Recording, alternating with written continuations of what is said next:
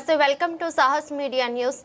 నంద్యాలలోని hotel తేజస్వినిలో గురువారం YSRCP SC విభాగం నంద్యాల నియోజకవర్గ విస్తృత స్థాయి సమావేశం జరిగింది.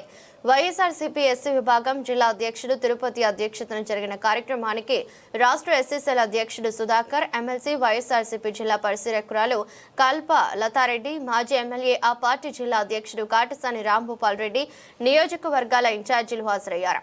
ఈ సందర్భంగా మాట్లాడుతూ దళితులను కూటమి ప్రభుత్వం అనగదొక్కుతుందని విమర్శించారు. జగన్ పాలనలో దళితులకు పెద్దపీట వేసి సంక్షేమ పథకాలు అందిస్తే కూటమి ప్రభుత్వంలో చంద్రబాబు నాయుడు వాటిని అందించకుండా సూపర్ 6 పేరుతో ప్రజలను మోసం చేస్తున్నారని విమర్శించారు.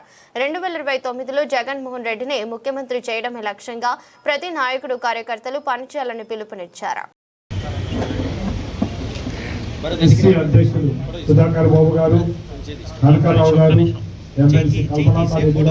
ముఖ్యమంత్రి కావాలనేది మన అందరి ధ్యేయంగా మనం ఉండాల్సిన అవసరం.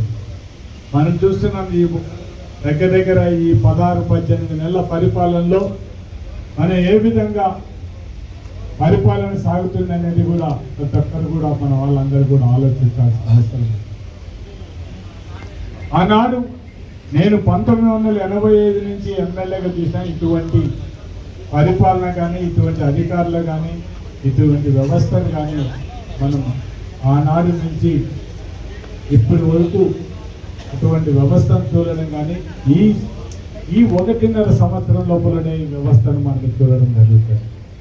కానీ అంతకుముందు ఎవరు తప్పు చేసినా కూడా అధికారులు అంతో ఇంతో అధికార పార్టీకి కొద్దిగా ఫేవర్ ఉన్నాయి కూడా తప్పు చేసిన వాళ్ళని ఎవరిని కూడా క్షమించకుండా పోలీసులు ఖచ్చితంగా యాక్షన్ తీసుకునే పరిస్థితి ఆ రోజునే. కానీ ఈరోజు మాత్రం తెలుగుదేశం నాయకులు ఏం చెప్తే దానికి వస్తాల్సిన పరిస్థితి ఈరోజు మనం అధికారులందరినీ కూడా చూడగలుగుతాం. చాలా వరకు ఊళ్ళలో ఒక్కసారి మన ఎస్సీ సోదరులందరినీ కూడా కేసులలో చాలా వరకు చూస్తే కొన్ని అంటే మనకి ఓరుకల్లు మండలం ఇవన్నీ చూస్తే కూడా మాకు ఆ ఊళ్ళో ఒక పాలకొల్లు విలేజ్లో ఈరోజు మన ఎస్సీల మీదనే కేసు పెట్టి మా వాడు రమేష్ అనే అతని మీద ఈరోజు వరకు 5 కేసులు పెట్టిన పరిస్థితి ఈరోజు ఈ వ్యవస్థలో మనం చూడడం జరుగుతుంది. అంటే ఒక్కసారి ఇక్కడ ఉండే పరిస్థితి అంటే మనం ఈ వ్యవస్థ ఏ విధంగా అనేది కూడా మనం ఆలోచించాలి. ఈరోజు మన ఎస్సీ సోదరులందరూ కూడా మీరు ఆలోచించాల్సింది ఒకటి.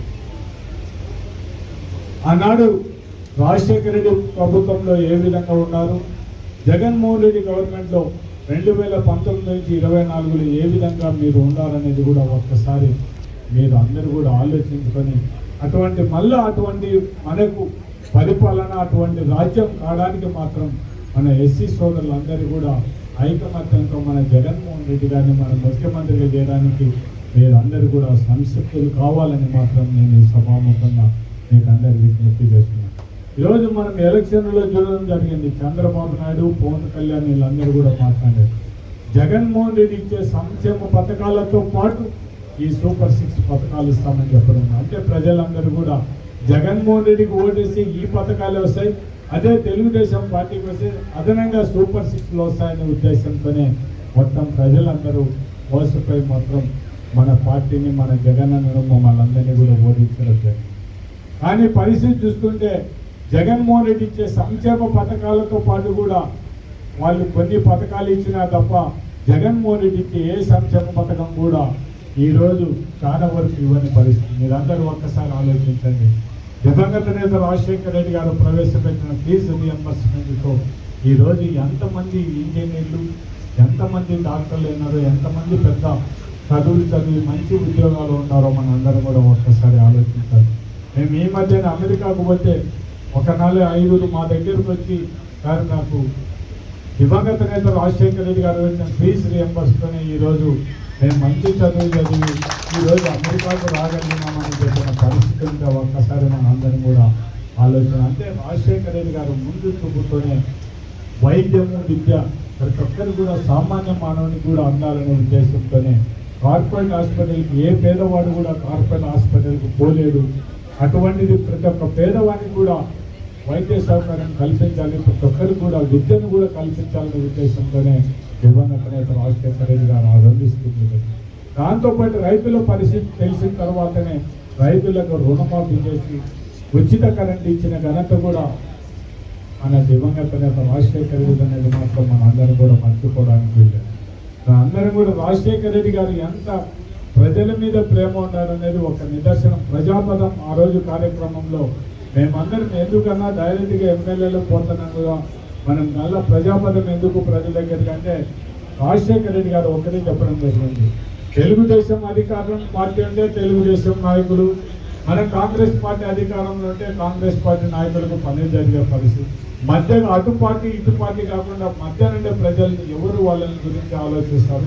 దానికోసం ఈ ప్రజాపదం పెట్టినది. ప్రతి ఒక్క గ్రామానికి పోయి మీరు అక్కడ ఉండే సమస్యలు తెలుసుకొని ఆ ప్రజలకు ఏం చేయడానికి అవకాశం ఉందో అది పెట్టమని ఆ ప్రజాపదంలోనే మొత్తం నేను 5 సార్లు అప్పటికి 4వ ఎమ్మెల్యేగా, అంతకుముందు 3 సంవత్సరాల కంటే ఆ 4 సంవత్సరాలు ఏ పేద ప్రజలకు ఏం చేయాలని ఏ ఉద్దేశంతో రాజకీయాలకు వచ్చినామో మొత్తం ప్రజాపదంలో ఆ గ్రామానికి సంబంధించిన వారు కానీ ప్రజలకు ఎవరికైతే అర్హత కలిగిన వారికన్నా కూడా ఇవ్వడానికి అవకాశం కల్పించిన ఆ రోజు ప్రజాపదంలో దివంగత నేత రాజశేఖర రెడ్డి గారు ఆ ప్రజాపదం పెట్టడంతోనే మాకందరికీ కూడా ఎమ్మెల్యేలకు మంచి పేరు రావడానికి మాత్రం దివంగత నేత రాజశేఖర రెడ్డి కారణం అని మాత్రం ఖచ్చితంగా చెప్పాల్సిన అవసరం లేదు. దాంతోపాటు అన్ని విషయాలలో కూడా రాజశేఖర రెడ్డి గారు ప్రతి ఒక్కటి కూడా సాటి మనిషికి పేదవారికి ఏ విధంగా సాయం చేయాలనే మనస్తత్వం కలిగిన నాయకుడు మన దివంగత నేత రాజశేఖర రెడ్డి గారు. ఆయన కొడుకుగా జగన్మోహన్ రెడ్డి గారు కూడా ఆయన కంటే మిన్నగా ఈరోజు ఎన్ని సంక్షేమ పథకాలు పెట్టడం అనేది కూడా మనం ఒక్కసారి ఆలోచన చేస్తే ఈ ఆయన 5 ఏళ్ల పరిపాలనలో 2 సంవత్సరాలు కరోనాలో పోయినా కూడా మొత్తం పేద ప్రజలకు అందరికీ కూడా డైరెక్ట్గా ఎవరు మధ్య ధరాలు లేకుండా 2,70,000 కోట్లు డైరెక్ట్గా ప్రజల అకౌంట్ ఇచ్చిన ఘనత మన జగన్మోహన్ రెడ్డి గారు అనేది మాత్రం మనం ఎవరం కూడా మర్చిపోవడానికి లేదు. మనం ఎంత సంక్షేమం చేసినా మనం ఈ సంక్షేమంతో పాటు మనం అభివృద్ధి చేసినా కూడా మనం దాని గురించి పబ్లిసిటీ చేసుకోలేకపోవడం అనేది మనది ఒక దురదృష్టం. అయితే మాత్రం మనకు సపోర్ట్ చేసే మీడియా లేకపోవడం కూడా మనకు ఒక విధంగా దురదృష్టం. మనకు ఉండేది సాక్షి ఏదో ఒక 2 టీవీలు తప్ప మనకు పేపర్ అవి తప్ప మనకు అన్ని మొత్తం టోటల్గా ఉండే మొత్తం మీడియా అంతా వాళ్ళకే సంబంధం కాబట్టి మనం ఏం తప్పు చేయకపోయినా కూడా తప్పు చేయకపోయినా కూడా తప్పుని ఏది చూపించే పరిస్థితి ఆనాడు మనం జగన్మోహన్ గారు గవర్నమెంట్లో చూపిస్తే ఈరోజు మొత్తం తెలుగుదేశం నాయకులు విచ్చలవిడిగా వాళ్ళు ఎక్కడ అర్ధరాత్రి 12 గంటలకు పోయి కూడా మొత్తం ఉండే బిల్డింగ్లు స్థలాలను కూల్చినా కూడా వాళ్ళని అడిగే పరిస్థితిలో లేని పరిస్థితుల్లో ఈరోజు మీడియా వాళ్ళందరూ ఉన్నారంటే మాత్రం మనం ఒక్కసారి మనందరం కూడా ఆలోచించాల్సిన అవసరం. ఈరోజు మద్యం కుంభకోణం చెప్పడం జరుగుతుంది. జరిగింది తెలుగుదేశం పరిపాలనలోనే.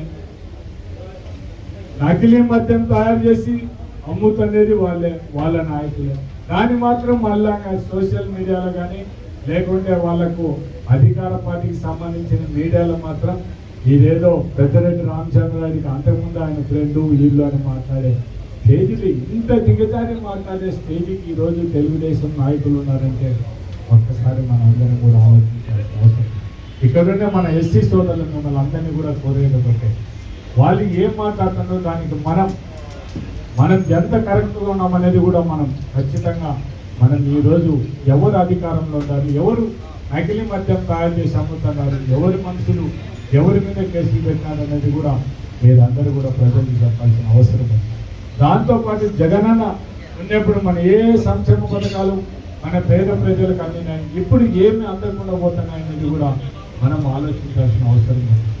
ఆ రోజు మనం ప్రజాపదం మనం గడపకు పోతే ఎక్కడైనా అర్హత కలిగిన వాళ్ళు ఎవరైనా ఉంటే వాళ్ళకు డైరెక్ట్గా మనం వాళ్ళకి ఏదైనా పింఛన్ కానీ ఇచ్చిన పరిస్థితి ఆ రోజు ఉంటే, ఈరోజు వాళ్ళు టార్గెట్ చేసి ఎవరైతే మన అమ్మడి ఎదుగుతున్నారో ఎవరైతే మన అమ్మడి ఉన్నారో అటువంటి వాళ్ళకి ఎట్లా పింఛన్ తీసేయాలి, వాళ్ళని ఎటువంటి ఇబ్బంది పెట్టాలన్న ఆలోచనలో ఈనాడు తెలుగుదేశం ఉంటే, ఆనాడు మనం తెలుగుదేశం కానీ ఎవరైనా కానీ అర్హత కలిగింటే వాళ్ళకు పింఛన్ ఇవ్వమని మొత్తం మనం ప్రభుత్వం నుంచి సాయం ఏదైనా ఉంటే సాయం చేయడానికి అవకాశం ఉంటే వాళ్ళకి ఎటువంటి పరిస్థితులు వాళ్ళకి అన్యాయం చేయొద్దని చెప్పి ఆ రోజు మనం ఇప్పించగలిగితే, ఆ రోజు కొంతమంది మనం ప్రజాపదంలో పోతే చాలా ఊళ్ళల్లో మేము మీకు ఇవన్నీ ఇస్తున్నామంటే మీరేం మీ జోయిలలో నుంచి ఇవ్వడం లేదు మేము కానీ ఇప్పుడు ఇచ్చేది ఏమైనా చంద్రబాబు నాయుడు కానీ లోకేష్ బాబు అదిగో తమ్ముడి మీద 6 కేసులు వచ్చినాయట అన్న కాన్స్టెంట్ గారు చెప్పి ఏం పేరు సురేష్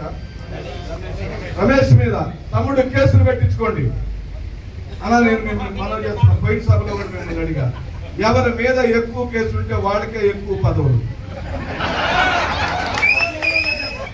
ఏంటి మన మధ్యలో అండర్స్టాండింగ్ ఏంటి ఎవరి మీద ఎక్కువ కేసులుంటే వాళ్ళకే రేపు అన్ని ఎక్కువ పదవులు కేసులు లేకుండా తప్పించుకున్నారా మీరు సరిగ్గా పనిచేయనట్టే తెలుగుదేశం పార్టీ నమ్ముతున్న సిద్ధాంతం మనం భయపెట్టాలని ఏంటి వాళ్ళు ఎలా గెలిచారో మనందరికీ తెలుసుగా